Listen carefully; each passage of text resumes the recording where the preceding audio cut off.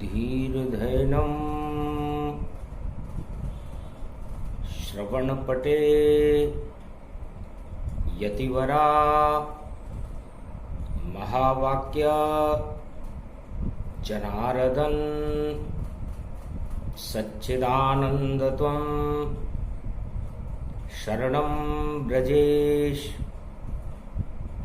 यादवेन्द्रं दयादाता पुंडरीक्षा क्षीरसागरशयनं कमलनयनं नमस्तुते नमामि श्रीहरि।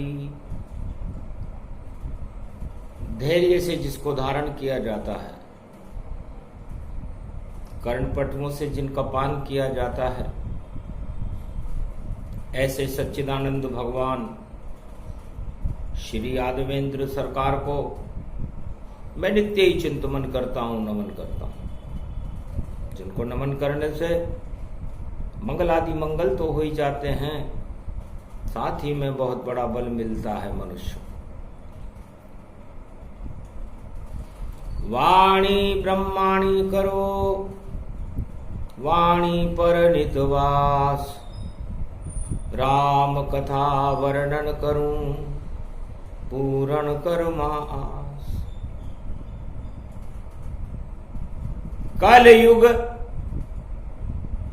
भादो मास भवानी, और सितंबर 11 जानी। अजब गजब का योग है, और ऋषि पंचमी पाए। जन्म गणपति हो गया और कुमति नष्ट हो ही जाए। दानवता सब नष्ट हो, मानवता जयकार। पूरा भारत ही देखो और ऋषि मुनि साकार। भारत में 2 वस्तुएं साकार रहती है। ये माता का स्वरूप है, कनक भवन है, भगवान का दूसरा भवन है। भगवान बैकुंठ में न मिले तो वो ऋषि मुनियों के पास आ जाते हैं और कनक भवन में उनका प्रवास रहता है। तो भारत 2 वस्तुओं के लिए बड़ा प्रसिद्ध है। एक है ऋषि और दूसरा है कृषि। तो ऋषि मुनि प्रगटे यहां और फसल ज्ञान उपजाए। भक्ति की खेती करे वह सब ऋषि कहलाए। तो भारत में समस्त ऋषि, महर्षि मार्कंडेय कहते हैं, कपिल मुनि हैं, जमदाग्नि हैं, गुरु वशिष्ठ हैं, महर्षि गौतम हैं, विश्वामित्र हैं, अत्रि हैं, एकलव्य हैं, सनक सनंदन हैं, कपिल मुनि हैं। लाखों ब्रह्मवेता भारत में सभी ऋषि संतान। ऋषि पंचमी को वाणी भी करती उन्हें प्रणाम। ये कुमारी का क्षेत्र है और कलयुग का इतिहास। सदी 21वीं में नारायण और आए भारत के पास। कल की है अवतार तुम्हारा, अब तो प्रगटो भारत भूधारा। ऋषि पंचमी पर्व है, ऋषि करे आह्वान। अरे ये तो भारत देश है जो है कृषि प्रधान। ऋषि और मुनि भारत में भक्ति उत्पन्न करते हैं। चारों युगों में उनका एक ही काम होता है कि इतनी कर दो भक्ति उत्पन्न, घर घर में भक्ति भर जाए और पंचमी रूप ये पंच तत्व, इसको अमृत सब मिल जाए। आत्मा ही परमात्मा और भक्ति करो विशाल, पंच तत्व की देह में और फिर कभी ना बेकाल। इस पंच तत्व की देह का काल, मृत्यु जब आती है, जब आदमी, जब मनुष्य, जब आत्माएं परमात्मा को भूल करके और भोगों की तरफ चली जाती है, तो इस पंच तत्व की देह का पतन हो जाता है। और ऐसा आज भी हो रहा है। और पंच तत्व की देह का क्या जग में इतबार, ना जाने किस समय को जावे स्वर्ग सिधार। ये एक घड़ी है, पंच तत्व की देह समय की घड़ी है।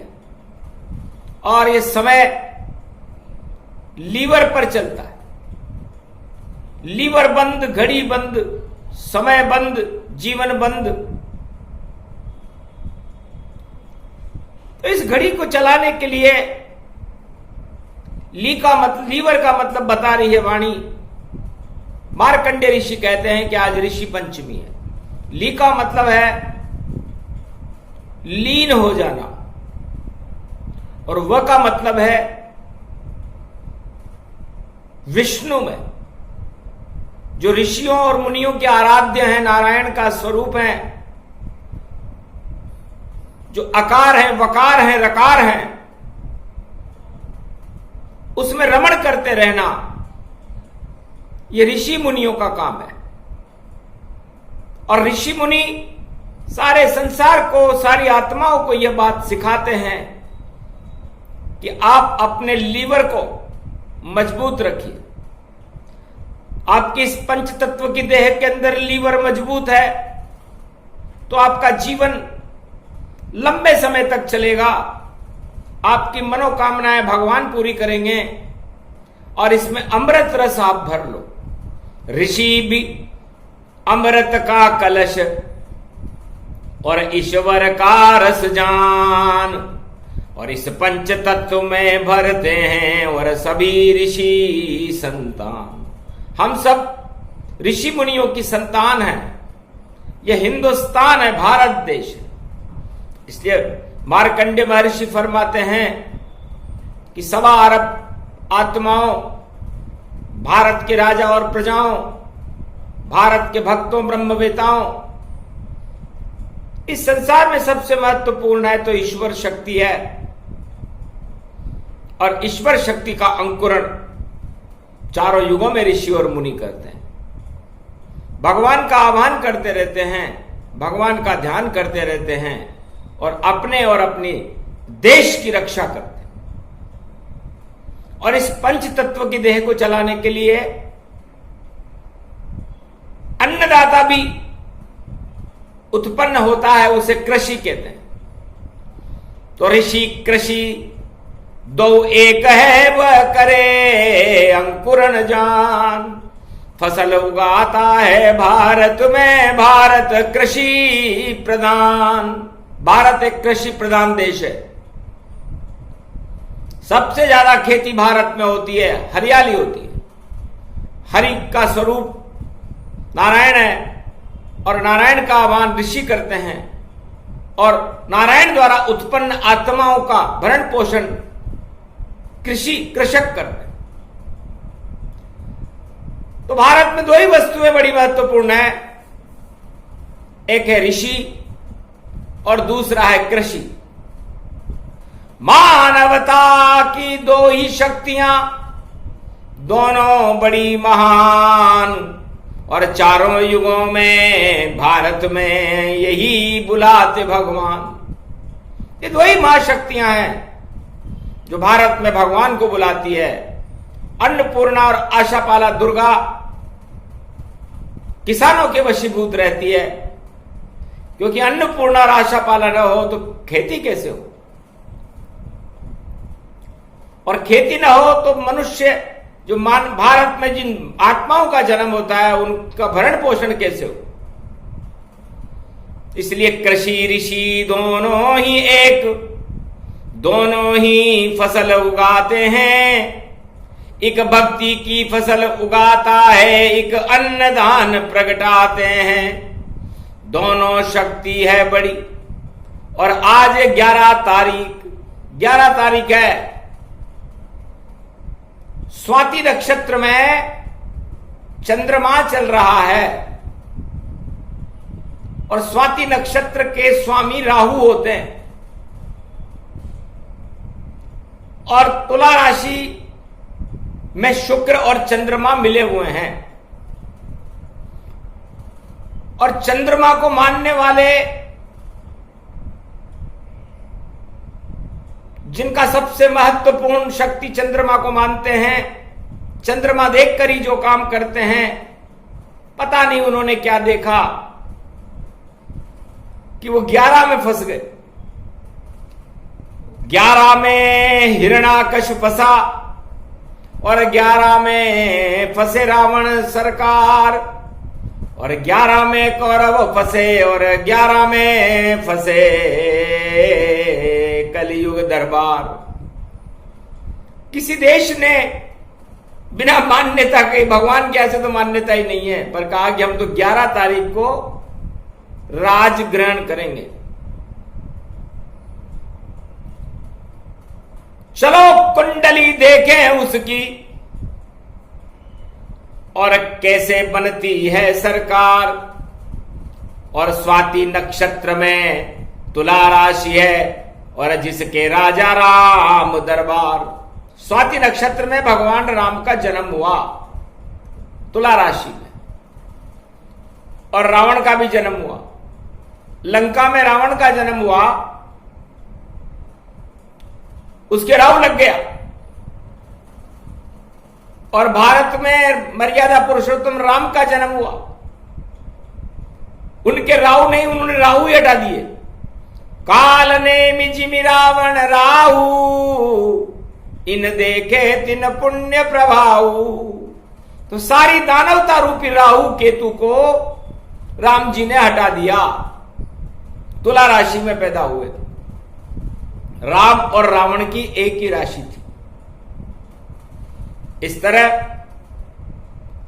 आज है 11 तारीख, पंचमी ऋषि जाना,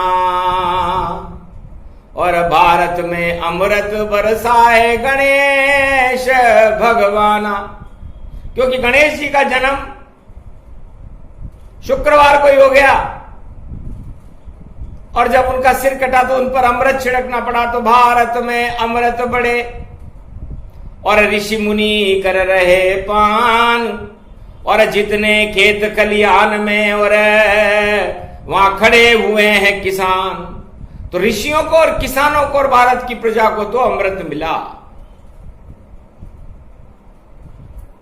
और जहां सरकार बन रही है विदेश में, लंका में, बड़ा खुश है रावण, और काला साफा और काला तिलक लगाया है। अरे राहु खुद ही काला होता, काली उस पर ही छाया है। तो आज बड़ा महत्वपूर्ण दिन है। दानवों के लिए कैसा रहेगा और मानवों के लिए कैसा रहेगा, वाणी में भगवान मार्कंडे बता रहे हैं कि भारत के लिए तो 2 शक्तियों की जय जयकार होगी। उसमें एक होगी कृषि, एक होंगे ऋषि। तो ऋषि मुनि और कृषियों की और कृषि किसानों की तो जय जयकार भारत में उड़ेगी, क्योंकि कल की अवतार इन दोनों के बिल्कुल निकट खड़े हैं। इसीलिए तो इतना बड़ा साम्राज्य इनका फैल गया, क्योंकि निर्मल जन मन सो मोहि पावा, मोहि छल छेद्र कपट नहीं भावा। तो राजनीति में तो कपट भरा हुआ रहता है। इसलिए भगवान राम ने भारत में राम राज्य की स्थापना की और गुरु वशिष्ठ और सुमंत वजीर ने भारत की सत्ता चलाई, क्योंकि ऋषियों ने चलाई। इसलिए उनके हृदय में तो संत हृदय नवनीत समाना, बोले मार्कंड्य भगवाना। मार्कंड्य भगवान कहते हैं कि संतों का हृदय मक्खन की तरह होता है, नवनीत की तरह होता है। और राजनीति में तो छल कपट होता है। रावण राजनीति का चक्रवर्ती सम्राट था। लक्ष्मण को भी राजनीति भगवान राम ने रावण से सिखाई थी और कहा था कि हमें रावण नीति लागू नहीं करना। इस रावण नीति से भैया भारत वालों डरना।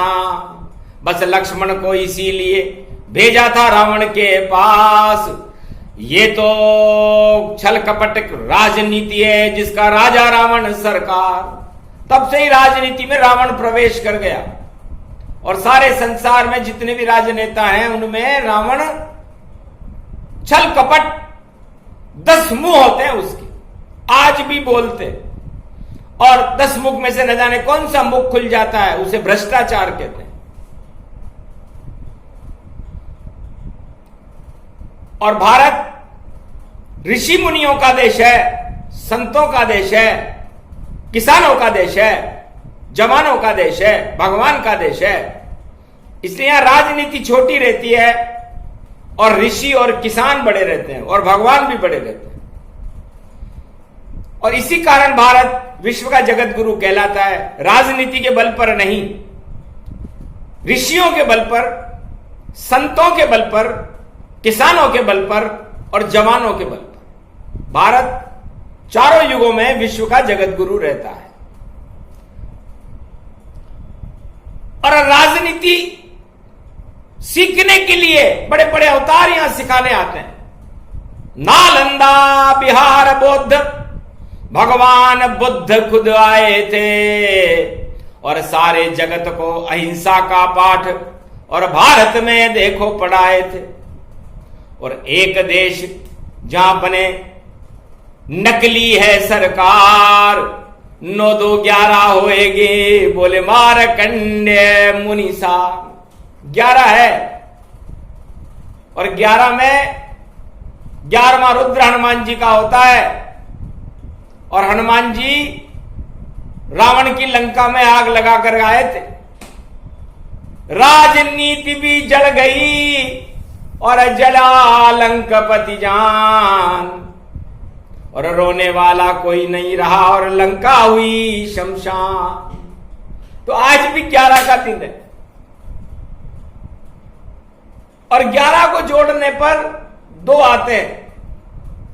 ईश्वर एक है, वो नारायण है, और भारत के अंदर जितने भी भक्त हैं, नर नारियां हैं, वो सब एक हैं।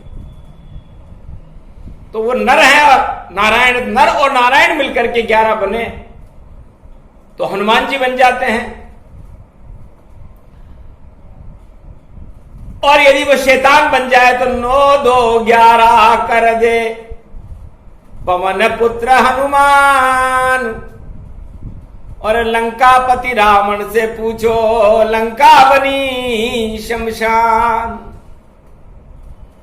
तो आज जो सरकार बन रही है राहु के नक्षत्र में बन रही है, स्वाति नक्षत्र में, और भारत में ऋषि पंचमी बन रही है। तो स्वाति की बूंद में अमृत होता है। गर स्वाति की बूंद पड़े सीपी तो मोती रूप हो जाती है। गर केले पर पड़ जाए तो वह कपूर वहां बन जाती है। गर खेतों में पड़ जाए बूंद तो फसल चौगनी पाती है। और अगर मस्तक पर पड़ जाए संतों के तो ज्ञान रूप हो जाती है। गर काले नाग पर पड़े बूंद तो विष का रूप कहाती है। और जो सरकार बनेगी स्वाति में वह राहु विष कहलाती है। तो काली काली नाग पर पड़ी स्वाति की बूंद जहर बन गई देखो रे अंत निश्चित भरपूर। अपना अंत खुद ही कर लिया क्योंकि स्वाति की बूंद भगवान ने पटकी। जितने भी धर्म पैगंबर होते हैं, जितने भी धर्म ग्रंथ होते हैं, वो सद्मार्ग सिखाते, नहीं सिखाते कि मान परहित दूसरों की भलाई करो, विश्व में शांति की स्थापना करो, न कि क्रांति और बंदूक लेकर धड़ धड़ धड़ धड़ गोली चलती, और ऐसी बने सरकार 2 दिन भी नहीं चल पाएगी, होगा बंटाढार। ऋषि मुनि कह गए सत्य सत्य सब बात, मारकंड की शक्ति है भारत प्रगटियात। अमृत भारत बरस रहा है, और देखो ऋषि पंचमी ताय, और दानवता का विष देखो जो विदेश प्रगटा है। तो 9 2 11 होएगा, और स्वाति जहर बन जाए तो चंद्रमा और शुक्र मिल जाए। शुक्र चंद्रमा का सबसे बड़ा दुश्मन है शुक्र, और चंद्रमा को वो लोग मानते हैं। सारा काम करते हैं देख कर, देखो चांद दोज का वह, और अब तो बोझ बन गया चांद, और देखो ढोएंगे वह सब। तो शुक्र मिले जब चंद्र रूप तो अशुभ शक्ति प्रगटाता है, और तुला राशि में मिलता है, वृश्चिक में केतु आता है, और उसको केतु काट देगा, उसके हाथ में तलवार और माला है। तो शुक्र राज ताज सब आगे केतु काट, और नहीं उड़ेंगे 11 तारीख की सरकार के कोई ठाट। बंदरवाट होगा वहां, भूखे मरेंगे लोग, ऐसा योग यहां पड़ रहा। और बस देखो ऋषि पंचमी जो, क्योंकि अमृत ही नहीं बरस रहा, जहर बरस रहा है। उस काली पगड़ी पे तो जहर बरसेगा, जब जहर बरसेगा तो फिर जहर तो जहर ही फैलाएगा। सांप को दूध पिलाना ठीक नहीं, इसलिए काले नागों को जो भैया, और जो भी दूध पिलावेगा और खुद भी मारा जावेगा, उनको भी मार के खावेगा। वह 3 शक्तियां देखो सामने, अपने आप मर जावेगी जो नागों को ये दूध पिलाने, और अपनी इच्छा से जावेगी। तो नाग को दूध पिलाए जो, होता खुद ही नष्ट, और प्रजा वहां की पा रही, और देखो बहुत ही कष्ट। इसलिए योग भंग हो गया, वह ज्यादा चले न पाए, और 9 2 11 हो जाएंगे पता नहीं चल पाए, क्योंकि सारे ही राजा बने और हाथ में है बंदूक। और देखो तरस रहे नर नारी, लगी हुई है भूख। ये वहां का हाल है, और यहां का हाल क्या है? अमृत बरस गयो भारत ये भूमि, अमर इसको जानिए। ऋषि पंचमी अमृत बनी, अमृत ये भारत मानिए। है शांति का संदेश पूरे विश्व भारत देगा। 21वीं ये सदी है, कल की अवतार प्रगटाएगा। राजनीति शून्य होगी, छल कपट हट जाएगा, और कृषि प्रधान देश किसान का बोलबाला पाएगा। और जवानों की लगे जयकार, भारत की सीमा सुरक्षित होएगी। जो करेगा प्रकोप भारत पर, वह सारी सेना रोएगी। कितना भी कर ले कुकर्म छल कपट, पाखंड चल नहीं पाएगा। ये पंचमी ऋषि पंचमी ये पर्व भारत मनाएगा। तो ऋषि पंचमी और भगवान को मानने वाले और किसानों को मानने वालों का तो कल्याण भगवान ने कर दिया, इसलिए भारत का तो कल्याण हो गया। और दानवता की शक्तियों में जहर फैल गया, क्योंकि 11 का अंक लिया उन्होंने। अब 11 एकादशी भूखा दिन होता है, और एकादशी के स्वामी भगवान कृष्ण होते हैं। और भगवान कृष्ण कौरवों का अंत करने के लिए द्वापर में प्रकट हो गए थे, वो भी चंद्रवंश में थे। और यहां जो सरकार बना रही है, ये भी चंद्रमा को ज्यादा मानते हैं। और चंद्रमा का मुंह काला हो गया, क्योंकि गणेश जी का मुंह उसने छुपा लिया था, तो कलंक लगता है। तो इनके भी लगे कलंक, रूप गति भारी। और जो आतंक बनाए ये सरकार, दुख पाए सारी। और स्वाति में जब टपका अमृत जाना और सांप के मुंह में जहर बन गया, बोले मार्कंडेय भगवान। तो वो जहर बन चुका है। अब उस जहर को जो जो भी पान करेंगे, जो उसका समर्थन करेंगे, वहां सब जगह जहर फैलेगा।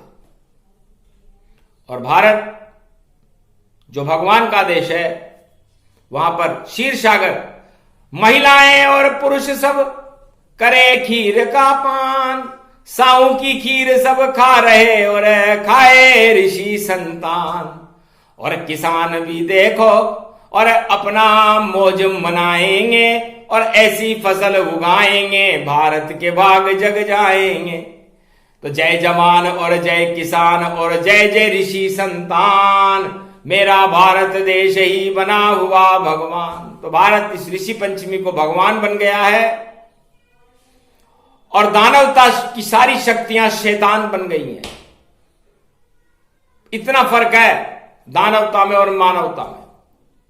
इसलिए दानवता का पतन होगा, मानवता की जय जयकार होगी और ये ज्यादा दिन चलने वाला नहीं।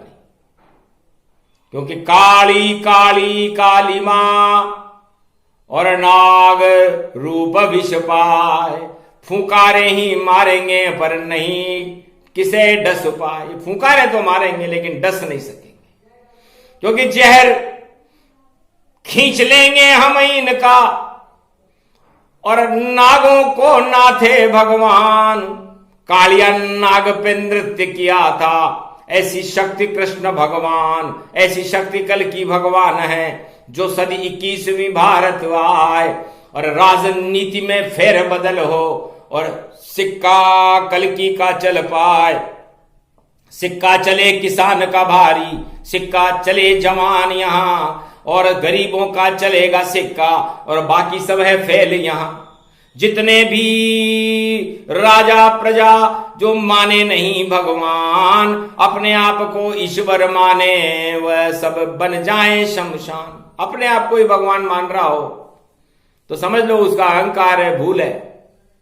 और जो भगवान की शरण होगा, त्वं शरणं ब्रजेशः यादवेन्द्रं दुःखभंजनं मंगला मुखारविंदम गोपातीतम केशव क्लेशनाशाय सर्वविघ्न विनाशा नतमस्तके नमो भगवते वासुदेवाः।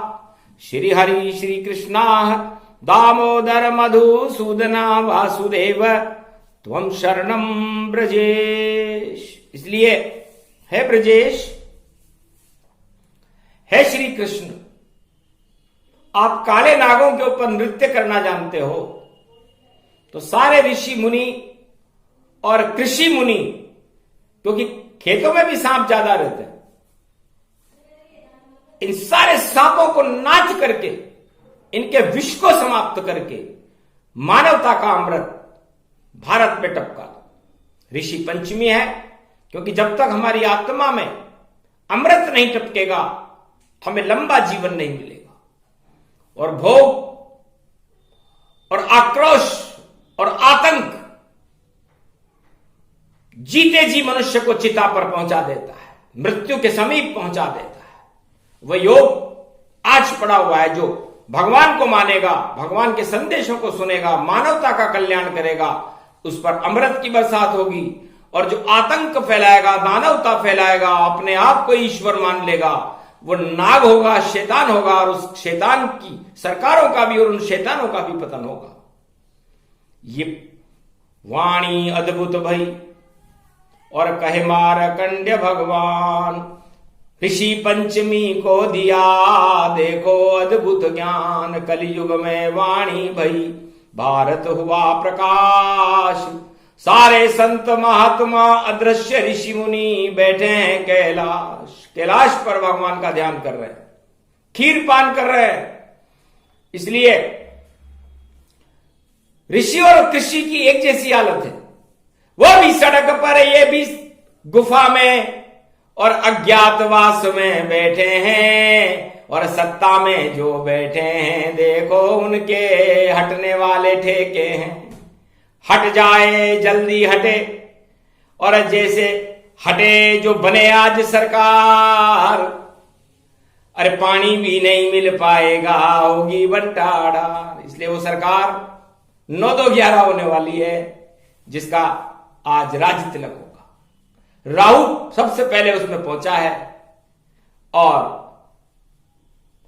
बुध शत्रु राशि में है, कन्या राशि में मंगल के साथ, दोनों कुष्ठ रोग फैले वहां और गजब गजब का योग। और देखो भोग नहीं भोग सकेंगे, फैल जाएंगे रोग। इसलिए ये ऋषि पंचमी का सूक्ष्म रूपांतर भगवान मार्कंडे ने सारे संसार को सुनाया, ऋषि मुनियों को सुनाया।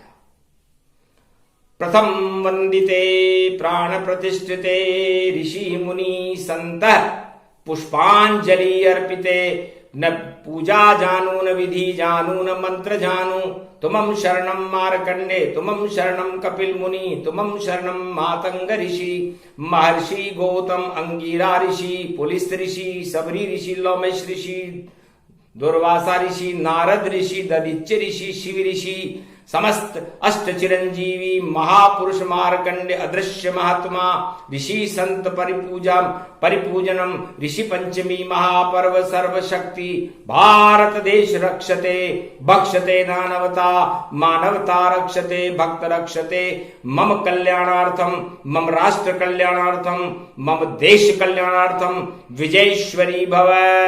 ऋषि पंचमी महापर्व शुभ हो, अमृत को देने वाला हो, मंगलों को करने वाला हो, भारत की रक्षा करने वाला हो, दानवता का नाश करने वाला हो, मानवता का प्रकाश करने वाला हो। ये पर्व भारत में शुभ रहे और किसानों का, जवानों का और संत ऋषि मुनियों का कल्याण करके भक्तों का कल्याण कर दे।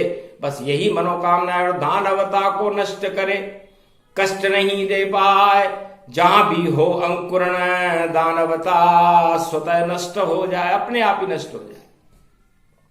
तो मार्कंडे प्रसन्न हो गए, कहा तथास्तु, ऐसा ही होगा। जैसा वाणी सुने सुनाए कोय, ये प्रसंग जो भी सुने तो मानवता जय होए, भारत की जय होएगी किसान, जय जवान हो जाएगी और जय ऋषि संतान, इनकी जय होगी। इसलिए वाणी भी इन तीनों की जयकार लगाती है, भगवान की जयकार लगाती है, भारत माता की जयकार लगाती है। ये प्रसंग जो भी सुने, उन भक्तों का कल्याण उन पे हाथ हो जाएगा। श्री कृष्ण भगवान श्री कृष्ण का उन पर हाथ रहेगा, भारत का कल्याण होगा, भारत विश्व का जगत गुरु होगा और कल की भगवान का भारत में प्रागट्य होगा। जय श्री कृष्ण, जय ऋषि पंचमी महापर्व, आपकी जय हो।